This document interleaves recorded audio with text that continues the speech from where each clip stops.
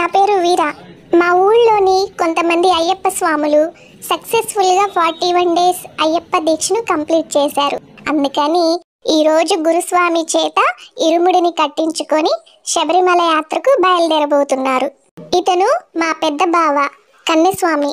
మా ఊరు సైడ్ ఇరుముడిని ఎలా కట్టారో చెప్తాను గైస్. ఏరియాని బట్టి ఇరుముడి కట్టే విధానం మారుతుందేమో, నాకైతే తెలీదు. నేను మా నాన్న ఎలా ఇరుముడి కట్టించుకున్నారో చెప్తాను. మొత్తం 6 పీచు లేని కొబ్బరికాయల్ని తీసుకుంటారు.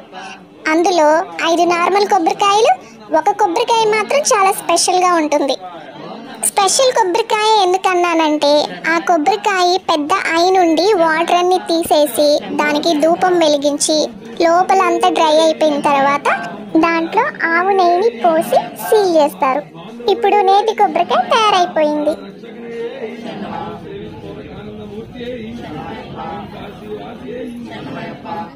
ఒక చిన్న కవర్లో ఈ నేతి కొబ్బరికాయని పెట్టి అక్షింతలు, పసుపు, కుంకుమ, కానుకల్ని యాడ్ చేస్తారు.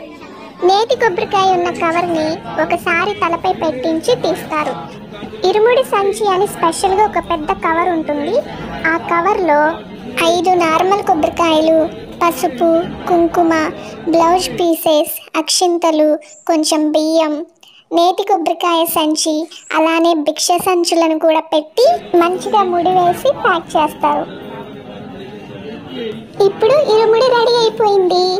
ఈ రెడీ అయిపోయిన ఇరుముడిని మళ్ళీ గురుస్వామి ఒక దుప్పటిలో కట్టి మంచిగా ప్యాక్ చేసి అయ్యప్పల తలపై కడతారు.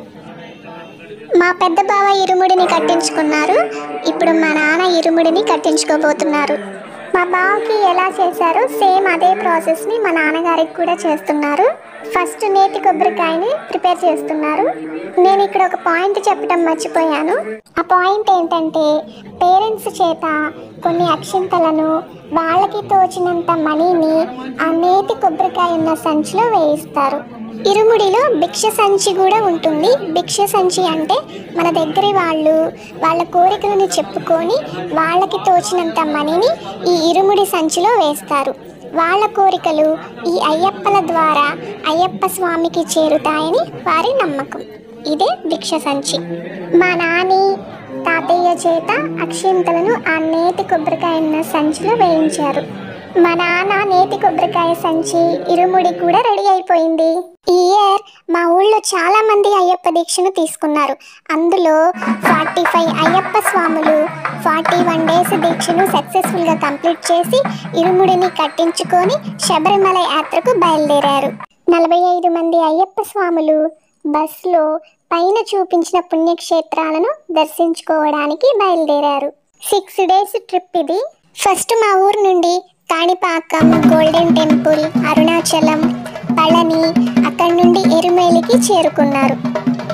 ఎరుమేలిలో ప్రతి ఒక్కరూ ఇలా డాన్స్ వేసుకుంటూ అయ్యప్ప సన్నిధానానికి వెళ్ళాలంట. డాన్స్ వేయకుండా వెళ్ళకూడదంట. అయ్యప్పలు కంపల్సరీగా ఇలా డాన్స్ వేసుకుంటూనే సన్నిధానానికి చేరుకోవాలంట. ఫైనల్గా మా అయ్యప్పలు అయ్యప్ప సన్నిధానానికి చేరుకున్నారు. గోల్డ్ కలర్ గోపురం కనిపిస్తుంది కదా, అందులోనే మన బుజ్జి అయ్యప్ప స్వామి ఉన్నారు. చాలా రష్గా ఉందంట.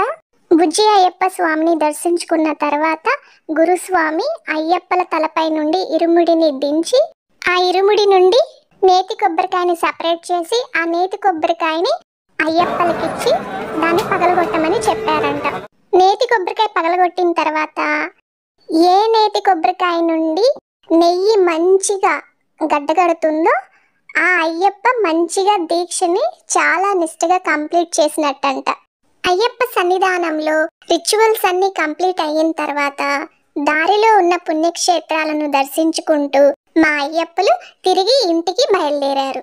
కొన్ని టెంపుల్స్లో సెల్ అలవలేదు. ఈ వర్షాల కారణంగా కూడా కొన్ని బ్యూటిఫుల్ ప్లేసెస్ని మా నాన్న క్యాప్చర్ చేయలేకపోయారు. ఇది రామేశ్వరంలోని పంబన్ బ్రిడ్జి అంట. ఇది తంజావూరులోని ఏన్షియంట్ టెంపుల్స్ అంట. చాలా బాగుందంట టెంపుల్. చూడాల్సిన ప్లేసెస్ అంట ఇవన్నీ. నవంబర్ 26న మా అయ్యప్పలు యాత్రకు స్టార్ట్ అయ్యారు. నవంబర్ 29న అయ్యప్పలు అయ్యప్ప స్వామిని దర్శించుకున్నారు. దర్శనం అయినప్పటి నుండి ఫుల్గా వర్షాలంట. చెన్నైలో వరదలంట. 4-5 డిస్ట్రిక్ట్స్కి రెడ్ అలర్ట్ ప్రకటించారంట. కంచి దగ్గర చాలా వెహికల్స్, అయ్యప్పలు ఉన్న బస్సు 4 to 5 hours స్ట్రక్ అయ్యిందంట. ఈ హెవీ రెయిన్స్ వల్ల మా నాన్న ఎప్పుడెప్పుడు ఇంటికి వెళ్దామా అని అనిపించిందంట. చివరికి December 2nd మా నాన్న మా ఇంటికి వచ్చేసారు. మేము కూడా మా నాన్న ఎప్పుడు ఇంటికి వస్తారా అని ఎదురు చూసాము. మేము మా నాన్నని చూసిన తర్వాత చాలా హ్యాపీగా ఫీల్ అయ్యాం. మా నాన్న చాలా టాయ్స్ కొనుక్కొచ్చారు మాకు. అయ్యప్ప స్వామి బ్లెస్సింగ్స్ మనందరికీ ఉండాలని కోరుకుంటూ బాయ్ గాయ్స్.